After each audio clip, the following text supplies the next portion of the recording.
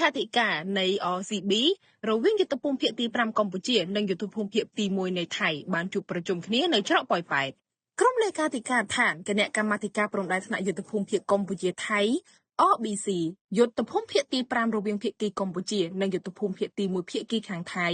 បានចាប់ផ្ដើមកិច្ចប្រជុំរបស់ខ្លួននាម៉ោង2រសៀលថ្ងៃទី27ខែមករានេះនៅច្រកអន្តរជាតិប៉ោយប៉ែតដែលនៅក្នុងខេត្តបន្ទាយមានជ័យប្រទេសកម្ពុជាទល់នឹងខេត្តស្រះកែវប្រទេសថៃនេះបើតាមលោកស្រីម៉ាលីសុជាតាអ្នកនាំពាក្យក្រសួងការពារជាតិកម្ពុជានៅក្នុងសេចក្តីប្រកាសព័ត៌មាននៅរសៀលថ្ងៃអង្គារនេះលោកស្រីម៉ាលីសុជាតាបញ្ជាក់ថាគណៈប្រតិភូលេខាធិការរបស់ខាងកម្ពុជាដឹកនាំដោយលោកសោកឹមប៉ាប្រធានក្រុមលេខាធិការ RBC រីឯគណៈប្រតិភូលេខារបស់ភាគីខាងថៃដឹកនាំដោយលោកភិថាយ៉ាកូលប៉ូសវណ្ណប្រធានក្រុមលេខាធិការ RBC ថៃ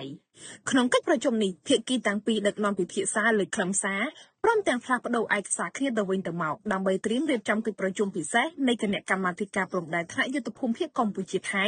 RBC ដែលនឹងប្រព្រឹត្តទៅនៅថ្ងៃទី29ខែមករាឆ្នាំ2026នេះអ្នកនាំពាក្យក្រសួងការពារជាតិកម្ពុជាបន្ថែមដូចនេះ